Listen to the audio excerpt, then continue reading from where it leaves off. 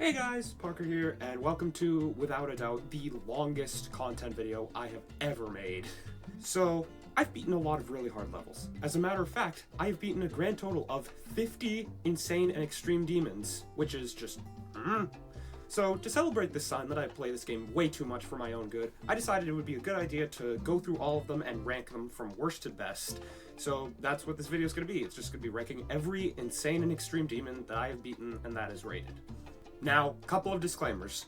First of all, while I am relying pretty heavily on my standard rating system to rank these levels, I will not do so entirely. So, it's not going to be the end of the world if a level is placed in this video one spot above a level that had a higher score than it. I should also mention that, with one exception, which I'll get to in just a second, none of these levels have had their scores adjusted by more than like a point or so since I beat them. Number 2.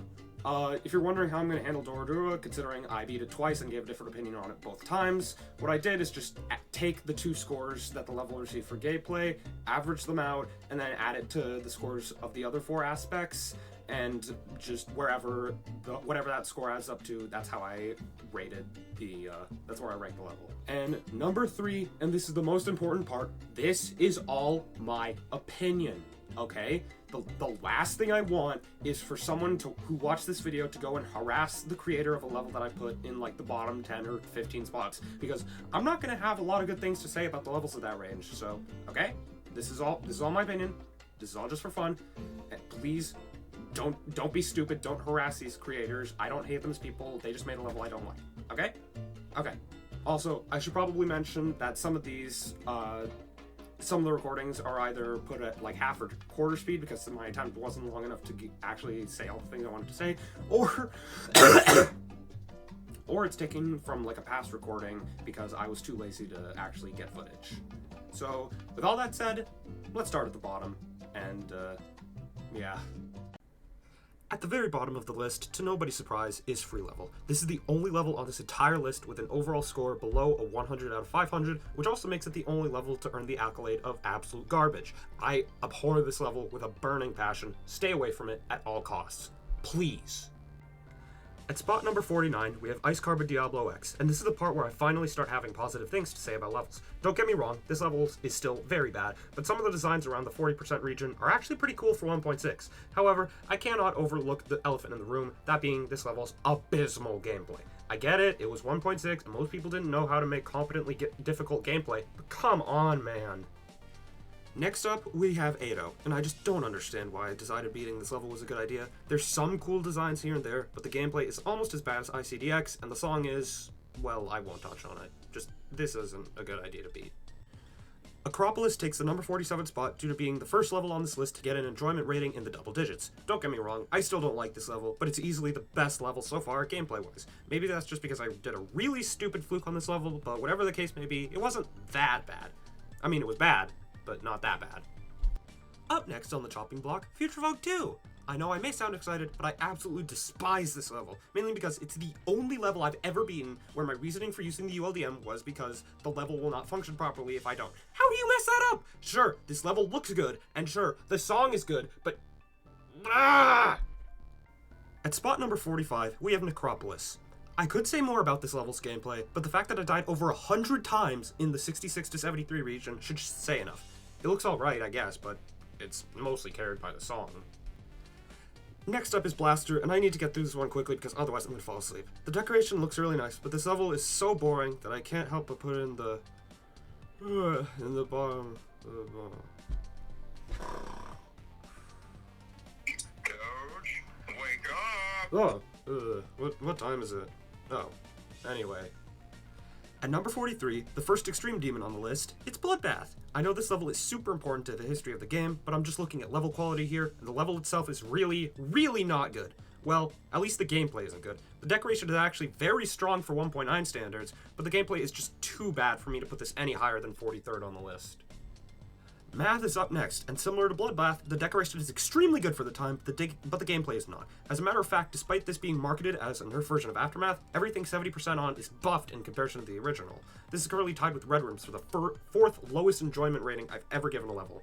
Let's just move on. The two insane demons I beat but never uploaded to slot right in at spots 41 and 40, Chroma and Tendo. I actually ended up not recording Tendo, which was a massive mistake as I fluked it for 46%, and I just never bothered uploading Chroma. Both are decent, but I wasn't the biggest fan of the gameplay in either case, so I wouldn't recommend them. Both would hover right around 299 in case you were wondering. Next up is a level that actually is a 299 out of 500, the Secret Box. This was alright, I guess, but I don't really have that much else to say about it. Other than my ridiculous fluke, this was just an ever so slightly above average 9 circles level. Trip slots right in at spot number 38. While this level is obviously super important to Michigan's legacy and the decoration is phenomenal, the gameplay definitely got under my skin at points and it isn't super original. This is the first level on the list that I actually like, though. I was really expecting to hate this level, but Flat Mage was genuinely pretty good, at least gameplay-wise. Decoration-wise and song-wise, it's kind of mid, but this is definitely one of my favorite playing 9 circles levels, even though it was basically my worst nightmare as a mobile player. I'm not even going to try to pronounce the name of this level, but HTMRAW is up next. I actually had to beat this level 3 times to get it on recording, so that was fun. Every aspect is solid, but not super groundbreaking. It was still a pretty good level, though, especially right after 8-0. Twisted Vision is up next, and while I gave this level a pretty solid review, the main thing holding it back for me is the gameplay. The first 10% is extremely weird and inconsistent, and 75 to 100 is the hardest and least consistent part of the level by far. While 10 to 75 is some of the most fun gameplay I've ever played, the 2 problem areas can't be overlooked. I'd still like to verify an update to this level to make it better, but I never heard back from the creator about that, so yeah. Finally, another extreme. Aftermath is here because, while this level's decoration and originality don't really match up to the other 2 levels of the Apocalyptic Trilogy, the gameplay is pretty easily some of the best in any of the extreme demons I've beaten. I would absolutely recommend this level. It's genuinely a blast. Although, in what universe is this harder than Bloodbath? It's actually comical how this level was above that on the already extreme demons list for a few hours. Like, what? Rampage, the last major completion of my mobile career. This was definitely pretty good in all aspects, although the 98 death definitely left a sour taste in my mouth. Thankfully, I beat the level 15 attempts after that, so I didn't have too much time to let it simmer and become even worse. That's certainly more than I could say for, other levels. The Wave Challenge with 30 seconds of intro and outro gameplay. Jokes aside, I beat Golden Shade the day before I beat Black Blizzard, and I'm still dumbfounded that I beat 4 insane demons in a single day, and then made a 450 spot jump the day after. But regardless, considering this is a glorified Wave Challenge, I like this level a lot more than I was expecting to. Would I recommend it? Not really. But I still have no regrets over finally finishing this off. I honestly didn't remember this level's existence at all before writing the script, but the 4 elements is honestly really good. This was one of the first levels I beat after free level, and after my Doraduro luck surpassed my 1945 luck, so it was a very nice breath of fresh air. It's not the best level, but it's significantly better than its prehistoric age would suggest. Crazy 2! While this is still overall my least favorite of the Crazy trilogy, the fact that this is still hovering around a 400 should go to show you how good the Crazy trilogy is. Unfortunately, my enjoyment of this was hampered by the fact that I ultimately had to beat this twice just to get it on recording 1 time. Still a cool level though. I've slotted the 2 chromatic levels here at spots number 29 and 28, as they're basically of the same quality, but I do think that bichromatic is ever so slightly better than multichromatic. I didn't enjoy either of these very much, mainly due to my PC really struggling to run them while recording for some godforsaken reason, but after playing through them, after my completion, I really do like the gameplay in both levels. Overall, these are very good, but not perfect. This is probably the most scuffed review on this list, but here's Windy Landscape. When I say scuffed, I mean it in the context of I did a really stupid fluke on it and don't feel like I can accurately say how good or bad certain parts of the level were. But overall, I did find this to be incredibly fun to play. This was one of the rare cases where an easier insane still felt like absurd star position runs, like the 21 to 100 run I got before beating it, were necessary, just in the minute chance of a fluke. And, well, yeah. Another extreme demon is up next, Cataclysm. This is, without a doubt, the best level in the Apocalyptic Trilogy, and this might be a little bit controversial, but I think new Cata plays significantly better than old Cata. So yeah, an awesome level that was degraded a little bit by my completion coming on the same day I got rejected for the first time. Actually, now that I think of it, that probably had something to do with it. Alright, that's 25 levels down, 25 to go, and I can finally take a breath. I don't normally do this, but if you like what you've watched so far, subscribe? ? I put a ridiculous amount of effort into making this video over the past 2 weeks. I mean, just the script alone in Google Docs is over 32,000 characters. Like, that is, I'm pretty sure, like, either triple or quadruple the longest script I've ever worked on. My sub count has also started with a 5 for the past 2 years, and I'm only 5 away from changing that, so subscribe? That's all. At the very least, keep it in the back of your mind, and let's continue. If I wasn't already going straight to hell, putting high in the top half of the list would probably be the fastest way to send myself directly there. Now, I don't know how, but this genuinely was very, very fun. Maybe it's because I beat it while I had bronchitis and couldn't actually make rational decisions, but who knows. I also can't really be mad that I fumbled a fluke from 48 because, dude, literally everybody dies at the last duel ship. If you fluke that part, you might as well buy a lottery ticket or something. Stalemate is up next. I'm still really sad that my experience of this was tainted so much by my recompletion. If you're not aware, I had to beat this level twice, and while I fluked from 70% the first time, I died 5 times in the last 10%, including fails in 97 and 98 the second time.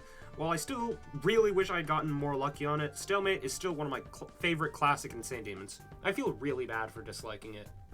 Number 23 is Layak. The thing about this level is that, while most of it is genuinely phenomenal, the gameplay was extremely mercurial. Sometimes it was the most fun thing I'd ever played, other times it was so painful that it made Door seem like an absolutely gorgeous December night out with my choir friends. That's the only reason this level was so far down from the top. It was very mercurial. Other than that though, I really like this. I didn't even know this level was still rated Insane Demon, but up next is Damage. While my memory of the completion is a little bit hazy, I do remember that I really liked this level. Considering my last couple Insane Demons hadn't exactly been the best, this was a very welcome breath of fresh air. I also beat this while I was recovering from getting my wisdom teeth pulled out, and I have to say, I don't think there was a single time all year that would have worked out better for me to just be able to play 2.2 all day long for about a week. Just barely missing out on making my top 20, we have Firewall. The funny thing about this level is that I fluked it from 62 on my first attempt at about 3 weeks, so my recollection of beating it wasn't exactly the most clear it's ever been. However, even without the fluke, I think this is definitely one of the best Insane Demons for a beginner player. I honestly wonder, how different would my Geometry Dash career have gone if I followed through with beating this level back in 2019? I guess we'll never know. I don't even remember completing this level. I guess it just goes to show you how foggy my brain was as a result of COVID. What I do remember, however, is how pleasantly surprised I was at how fun I found Forsaken X to be. For those who don't know the Master Doge lore, Forsaken Neon was my least favorite rated level of all time for about a year, only being surpassed by Free Level in January of last year. This genuinely fixed all the issues I had with the original, as well as issues I didn't even know I had. Can I please give the creator of this level Free Level to remake? This was the first of 4 Insane Demons I completed on Leap Day of 2024, and it was easily the best one. I love Apache so much, mainly because the gameplay is some of the best in any level I've ever completed, but the rest of the level, without a doubt, carries its weight perfectly fine. While I may not have that much to say about it, given how fast I beat it, this is still a genuinely just phenomenal level. My first major accomplishment following Black Blizzard. I had always really liked Epsilon since it came out, and while I still really like it, I also now understand why Nepesta and Doggy hate it so much, because the level gameplay-wise is an extremely mixed bag.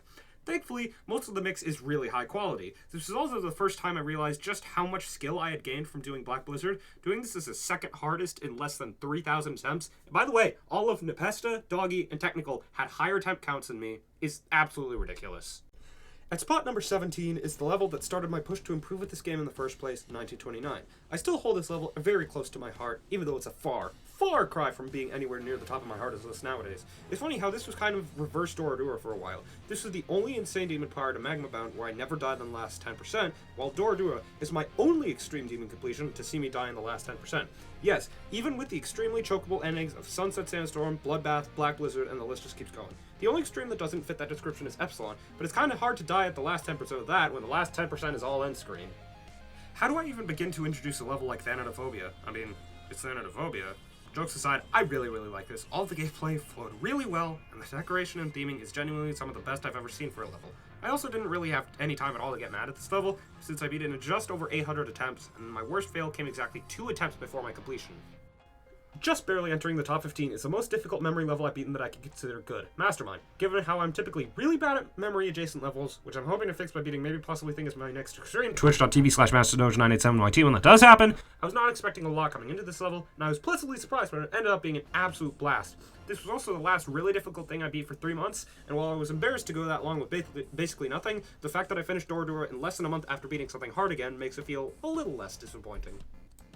Next up is the overrated Insane Demon list level, Mothmelons. I'm not going to mince words here, this level is one of the greatest examples in setting up an atmosphere that I've ever seen. Unfortunately, the thing that makes it so strong from a decoration and viewing standpoint was the same thing that made it excruciating from a gameplay standpoint. The most difficult part of this level is that my eyes hurt very badly after playing it, no matter what form it took. If you can look past that though, I absolutely recommend this for a harder Insane Demon. At number 13 is my very first completion in Update 2.2, Star Power. Much like with my last 2.1 completion, I beat this while I was extremely sick. The difference was, instead of just having undergone a major surgery 60 hours prior, I just had the flu. I was genuinely expecting the 2-player mode feature of this level to give me a ton of difficulty, but I barely struggled with this at all. As a matter of fact, until I beat the 2 chromatic levels, this was the record holder for the least attempts taken on an insane demon, with me taking exactly 299 attempts for this entire level. I really like this. Maybe it's just because of how goofy it is, but who knows. Okay, this is probably the one I have to do the most explaining about. As most of you know, Door was my absolute greatest nightmare for almost an entire year, which was mainly caused by my being easily the unluckiest victor of it. I did it in the last 40% 291 times, the worst of which being 2 deaths at the very last gap of the ship. So initially, my enjoyment rate of this was somewhere in the low 30s. After I got my PC, however, I decided to try the level again, and this time, I loved it! I don't know if it was because my first completion lowered my expectations, but it was genuinely the most fun of any of my Extreme Demon completions the second time around.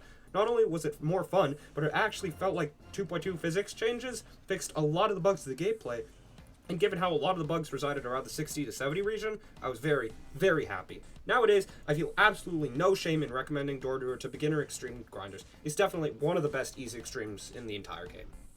Surprisingly, with its very high score, Magma Bound just barely misses out on the top of the list. The main thing that caused me to put it here is that, when I originally completed it, the fact that I was running the game on a 60Hz iPad caused the level to lag beyond belief, even with the strongest LDM available to me. Those lag issues caused me to dock the level a substantial amount of points, and while I do feel bad for doing that, I can only go off of the experience that I had. Sorry, but other than that, Magma Bound is fantastic in all aspects. I still don't know how I feel about the part at about 43 where you're traversing the insides of a dragon, but hey, who am I to judge? Here we are. This video's top 10. This section is exclusively for levels that just wowed me with their quality. While I can't really guarantee that you're going to have the same opinions on these levels as me, because I'm quite an anomaly when it comes to opinions sometimes, this is just my list, my opinion, and yeah, these are just the levels I think are really great. So strap in, let's continue. Glide is up first in the top 10, and spoiler alert, this isn't the only Crone level you'll see at this area of the list. I genuinely think this level, as well as the sequel moving forward, is one of the prettiest levels this game has ever seen. The vibes are absolutely on point.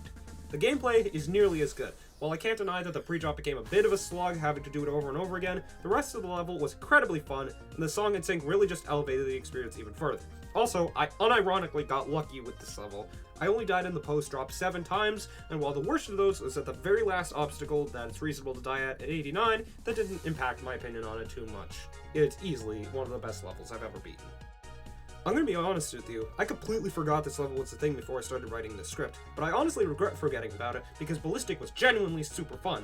Maybe it's just because I beat this basically directly after 1945 and it acted as a sort of therapy level for me, but whatever. While I did get frustrated with this level, I can acknowledge that it's largely because 1945 was still living in my head rent-free while I had most of my progress on this, but I managed to shake it off extremely quickly afterwards. I really do recommend this level, even though I'm not sure what difficulty it is, because it's really, really fun. Misty Mountains. Now, I get it. This level is rough around the edges, and without a doubt not the work of a professional creator. But not only is that not an issue for me, but I really believe that's what elevates this level to being so special in my eyes. I beat this in October 2023 as my 3rd ever Extreme Demon, and I was definitely shocked at how quickly I got it done. I picked it up in July of that year and fluked from 29 to 80 on day 2, but didn't really make any progress at all past that. I don't know what it is about this level that's so special to me, but it just has this vibe around it that I love so much. To me, this level tells a story. You're exploring a snowy mountain range and you get this weird sense of melancholy and or loneliness, but it's almost beautiful in a way. Then, even as the level speeds up and you rush through the mountain and the crystal caves, that sense of melancholy remains. This level is actual magic, and the strangest part is, this is by a significant margin the worst level of the Weather Trilogy. We've still got 2 more levels in it to go! Crazy, huh? At spot number 7 is Incipient. I will basically always hold the opinion that Jenkins is not capable of making a bad full level, and this is the first piece of evidence I have to support that opinion. Maybe it was exclusively because I had just beaten Door less than a day prior, but I genuinely found this level so fun and consistent that I honestly regret not taking more time on it. I know that sounds kind of weird to say, but yeah. The thing that separates this level from the next level and the levels of the top 5 is that it doesn't really do much to tell a story or to like support a narrative. It's a really good Geometry Dash level, sure, but it doesn't really do much else to make it something other than a really good Geometry Dash level. Don't get me wrong, this level is still a masterpiece. I just can't put it any higher than 7th for that reason and that reason alone. The level that just barely missed out on my top 5 is also the absolute hardest level I've ever beaten, Sunset Sandstorm. I don't even know how I could just begin to describe this level's gameplay, but all you need to know is that it somehow flows brilliantly despite literally utilizing bugs in the physics engine for its gameplay. This is probably one of the last levels any exterminator would want to use to promote their business, but somehow it works. Not to mention, decoration, absolutely brilliant. There's such an amazing contrast with Black Blizzard, but even beyond that, the level manages to stand on its own very, very well. And while this doesn't affect my opinion that much, the sync in this level is probably the best sync in any single extreme I've beaten so far. Every single note is accounted for, every single instrument is synced to, and the whole level just works so well with the rhythm of the song. I don't really have that much more to say, but this level is a genuine masterpiece. And given how tough it is to get me to like a remake of a Carmel level, that's very high praise. The first level in my top 5, Black and White, is genuinely one of the best levels I've ever played, which shocked me a lot. I absolutely despise Super Probably level by Alkali. It would absolutely be at spot number 49 or 50 if I had included it here, so I was not expecting the levels it inspired to be very good at all. Well, as with most cases in life, that could not be further from the truth. Both this and maybe possibly Thing are two of my favorite levels of all time. I don't know how to describe it, but certain parts of this level's decoration are almost mesmerizing in a way. Like it's calming just watching it and playing it, which is a combo that I think has only been achieved by one other level. I would say what that level is, but it's coming up on the list very shortly, so you got more waiting to do, sorry. Overall, even though I beat this way faster than most of the levels in this region, this level is still one of the greatest of all time. Of everything in this list that I recommend for a first Insane Demon, this is without a doubt at the top of the list.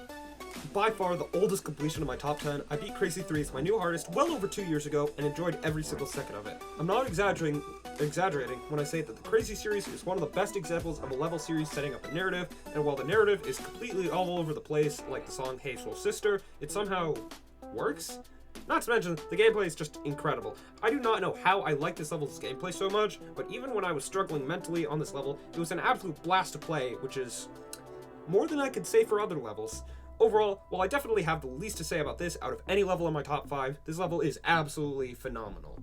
And then there were 3. This video's top 3, and they're 3 of my favorite levels I've ever beaten. Now, before I even go anywhere with the top 3, in case you're thinking about trying any of these for your first Insane or Extreme Demon, don't. These levels are all ridiculously hard, except for number 2, and I don't want people to go for it as their first, and then struggle on it, get really unlucky, and then not be able to appreciate it as much as they would have otherwise. So with that out of the way, which level walks away with bronze? Nightlife! I know, what a surprise, a level that's completely themed around time which would make it stupidly high on my list. But here's the thing, more than almost any other level on this list so far, this level is stupidly good at setting up an atmosphere. The decoration of everything in the drop onwards, combined with the gameplay, is almost magical. Not only is the decoration almost magical, but the gameplay is just plain satisfying. This is easily one of the most satisfying levels I've ever had the fortune of completing, and I honestly cannot put my finger on why exactly it is that way. Everything about Nightlife just has this vibe to it, while it's difficult to explain, it's easy enough to comprehend. So Nightlife walks away with a very well-deserved bronze medal, while I have a bit of a predicament on my hands. You see, there's 2 levels left, but each of those levels tied with a perfect score of 500 out of 500 points. So what do I do in a situation like this? Simple. Sentimental value. While both of these levels are absolute masterclasses in how to design Geometry Dash levels, I hold significantly more sentimental value towards one than towards the other, so the other walks away with silver and the one gets first place. So which level walks away with silver? Well, if you've been paying attention to my channel at all, you probably know the obvious answer, but just in case you don't, I'm gonna just say it anyway. Lit Fuse. I swear, Carmel is just too good at creating to be human. He's the only creator to have made my favorite level of 2 separate difficulties, and he's the only creator who's managed to score at least a 500 twice. But I have enough time to simp for Carmel outside of this video, so for now, Lit Fuse.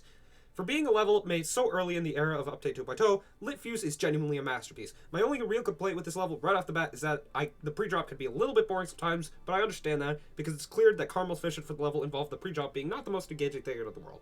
But now that I have that out of the way, I can begin talking about the level's biggest strength.